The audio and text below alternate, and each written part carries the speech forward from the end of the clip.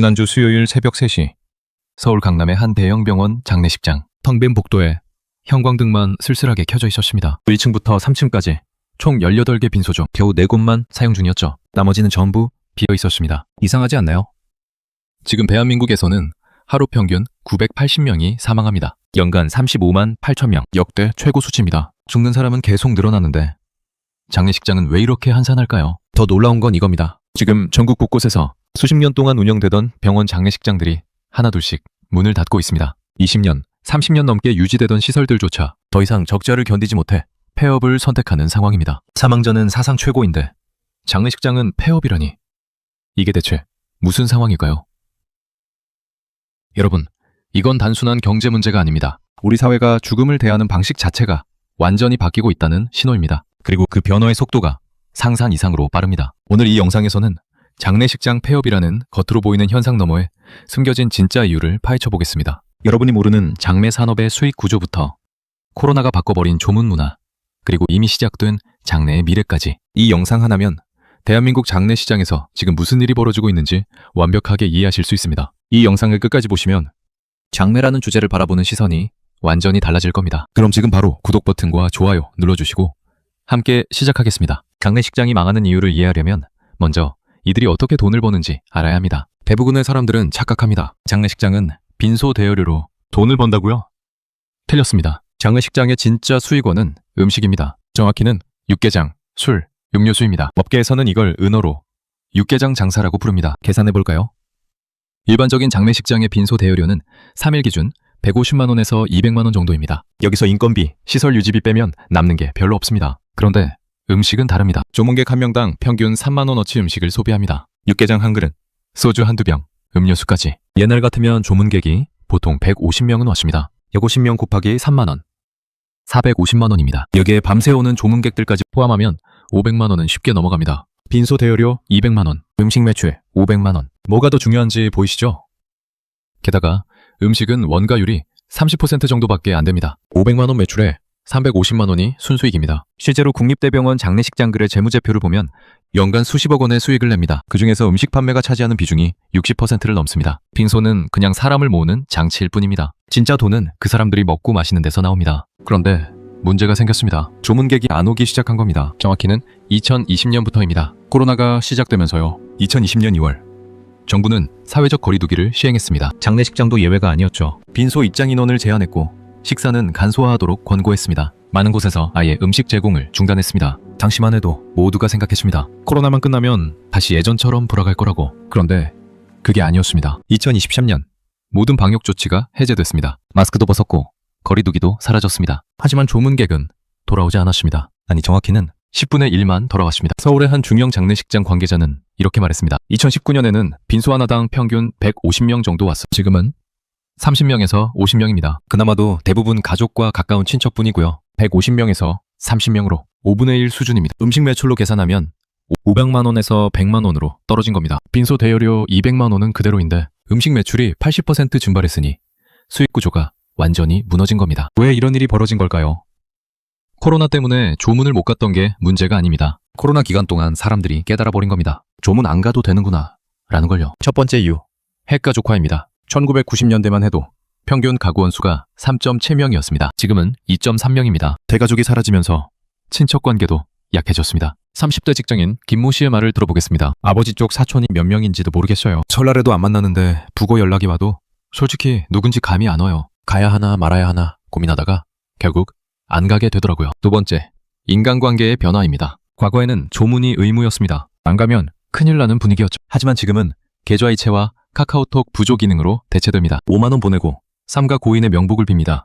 메시지 하나면 끝입니다. 실제로 카카오페이의 경조사비 송금 건수는 2020년 이후 300% 증가했습니다. 돈은 보내되 사람은 안 가는 겁니다. 세 번째, 시간과 비용 문제입니다. 장례식장이 멀리 있으면 왕복 3시간에 교통비까지 듭니다. 회사 일은 바쁜데 반차를 내고 가기엔 부담스럽습니다. 부조금 5만 원에 교통비 3만 원, 시간까지 쓰는 게 비효율적으로 느껴집니다. 네 번째, 젊은 세대의 가치관 변화입니다. 20대와 30대는 형식보다 진심을 중요하게 생각합니다. 장례식장에 가서 1시간 서 있는 것보다 평소에 잘 지내는 게 더 중요하지 않나요?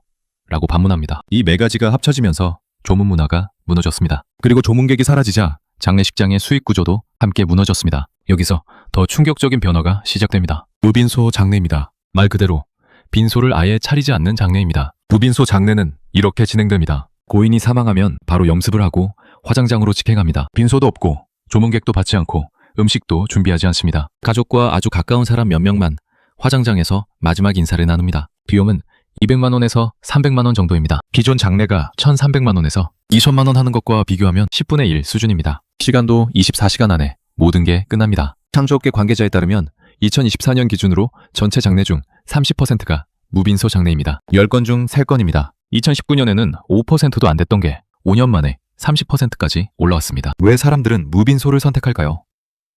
경제적 이유도 있지만 더 큰 건 심리적 부담입니다. 조문객도 안 올 텐데 빈소 차리는 게 무슨 의미가 있나요?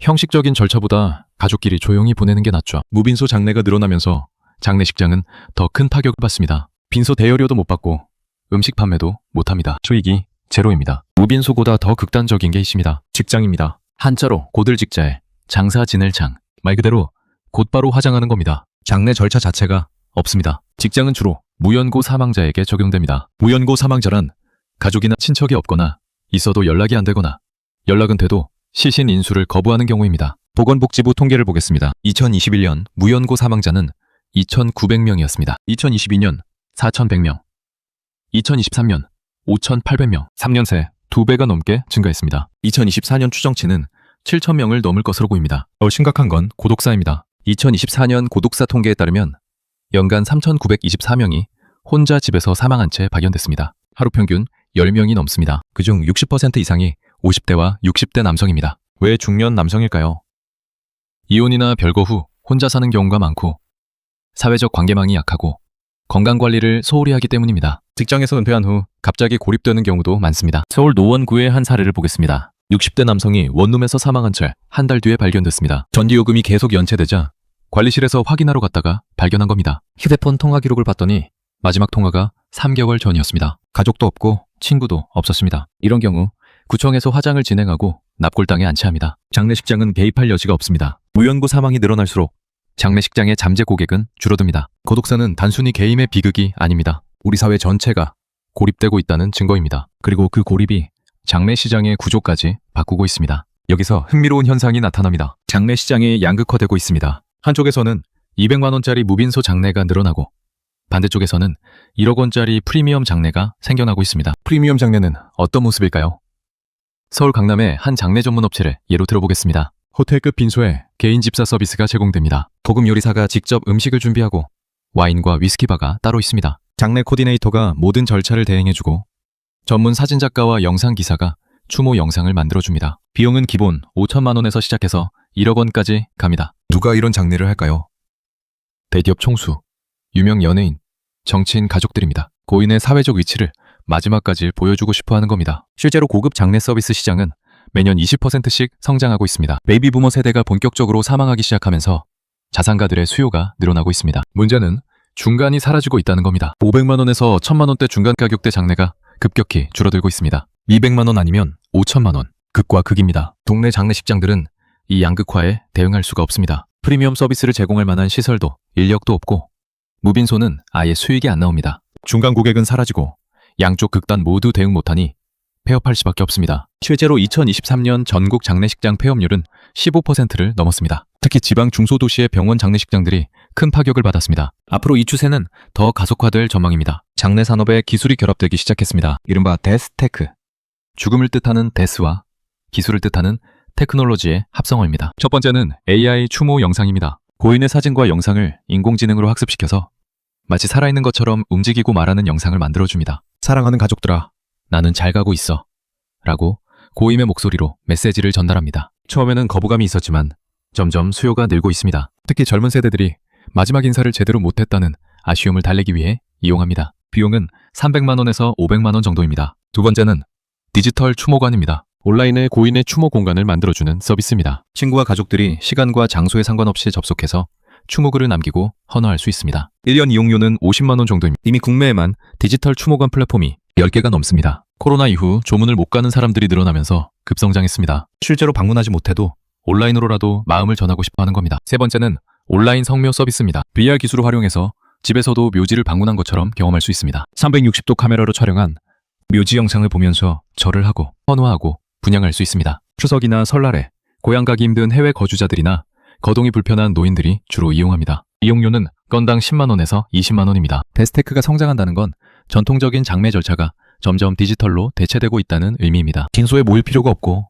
묘지에 갈 필요도 없습니다. 모든 게 온라인과 AI로 해결됩니다. 장례식장 입장에서는 또 하나의 위협 요소입니다. 장례 방식 자체도 근본적으로 바뀌고 있습니다. 화장을 넘어서 새로운 방식들이 등장하고 있습니다. 첫 번째, 수분 해장입니다. 시신을 화학용액에 넣고 고온 고압으로 처리하면 뼈를 제외한 모든 조직이 액체로 분해됩니다. 남은 뼈는 가루로 만들어서 유족에게 전달합니다. 화장보다 에너지가 90% 적게 들고 탄소 배출도 없습니다. 미국과 유럽에서는 이미 합법화됐고 국내에서도 도입 논의가 진행 중입니다. 2026년쯤 시범 운영이 시작될 것으로 보입니다. 두 번째, 퇴비장입니다. 시신을 나무칩과 함께 특수 용기에 넣고 자연 분해시키는 방식입니다. 약 30일 후에는 완전히 흙으로 변합니다. 그 흙을 가족들이 가져가서 나무를 심거나 정원에 뿌립니다. 미국 워싱턴주에서는 2019년부터 합법화됐고 실제로 이용하는 사람들이 늘고 있습니다. 죽어서도 자연의 일부가 되고 싶다는 철학을 가진 사람들이 선택합니다. 세 번째, 버섯관입니다. 버섯 균사체로 만든 관에 시신을 안치하면 균사체가 시신을 빠르게 분해합니다. 일반 관보다 분해 속도가 3배 빠르고 토양 오염이 전혀 없습니다. 네덜란드에서 개발됐고 유럽 전역으로 확산되고 있습니다. 국내에서 가장 주목받는 건 산분장입니다. 화장한 유골을 산이나 바다에 뿌리는 방식입니다. 2025년부터 제한적으로 합법화됐습니다. 지정된 구역에서만 가능하고 사전 신고가 필요합니다. 산분장을 선택하는 이유는 간단합니다. 묘지 관리 부담이 없고 자연으로 돌아간다는 상징성이 있고 비용도 거의 들지 않습니다. 특히 자녀들에게 부담 주기 싫어하는 노년층이 선호합니다. 친환경 장례가 확산되면 기존 장례 산업은 더 큰 충격을 받습니다. 화장장도 필요 없고 납골당도 필요 없고 묘지도 필요 없습니다. 장례식장은 더더욱 필요 없습니다. 2040년 대한민국의 연간 사망자 수는 60만 명을 넘을 것으로 예상됩니다. 지금보다 70% 증가하는 겁니다. 베이비부머 세대가 본격적으로 사망하기 시작하기 때문입니다. 상식적으로 생각하면 장례 산업이 엄청나게 성장해야 합니다. 하지만 현실은 정반대입니다. 죽는 사람은 늘어나는데 장례 산업은 축소될 겁니다. 왜일까요? 지금까지 설명한 모든 변화가 동시에 진행되기 때문입니다. 무빈소 증가, 디지털 장례 확산, 친환경 장례 선택, 무연고 사망 증가, 이 모든 게 전통적인 장례식장의 역할을 줄입니다. 장례시장의 양극화는 더 심해질 겁니다. 100만 원대 초저가 장례와 1억 원대 초고가 장례만 남고 중간은 사라집니다. 동네 장례식장 대부분은 폐업하고 대형 장례 전문 기업 몇 곳만 살아남을 겁니다. 기술은 더 발전할 겁니다. AI 고인 복원 기술이 일반화되고 메타버스 장례식이 보편화되고 로봇이 염습과 화장을 자동으로 처리하게 됩니다. 사람의 손길이 필요한 부분이 점점 줄어듭니다. 장례의 의미도 바뀔 겁니다. 과거에는 공동체가 함께 슬퍼하고 위로하는 사회적 의례였습니다. 이제는 개인과 가족의 사적인 작별의식으로 변하고 있습니다. 많은 사람이 모이는 게 중요한 게 아니라 진심을 담은 작별이 중요해지는 겁니다. 이런 변화를 부정적으로만 볼 필요는 없습니다. 형식에 얽매이지 않고 가짜의 방식으로 죽음을 애도할 수 있다는 건 어쩌면 진보일 수 있습니다. 다만 장례 산업 종사자들에게는 생존의 문제입니다. 사망자는 늘어나는데 장례식장이 줄폐업하는 이유, 이제 이해가 되시나요? 핵심은 이겁니다. 장례식장은 빈소 대여로 돈을 버는 게 아니라 조문객이 먹고 마시는 것으로 돈을 벌었습니다. 그런데 조문객이 사라졌습니다. 코로나가 계기였지만 근본 원인은 핵가족화, 인간관계 변화, 가치관 변화였습니다. 무빈소 장례와 직장이 늘어나고 데스테크가 등장하고 친환경 장례가 확산되면서 전통적인 장례식장의 역할은 계속 줄어들고 있습니다. 앞으로 이 추세는 더 가속화될 겁니다. 장례는 단순히 죽은 사람을 보내는 절차가 아닙니다. 그 사회가 죽음을 어떻게 바라보는지, 공동체가 어떻게 작동하는지를 보여주는 거울입니다. 지금 대한민국의 장례 풍경은 우리 사회가 얼마나 개인화되고 고립되고 있는지를 적나라하게 보여줍니다. 구독과 알림 설정 꼭 부탁드립니다. 댓글로 의견 남겨주세요. 여기까지 경제 베토벤이었습니다.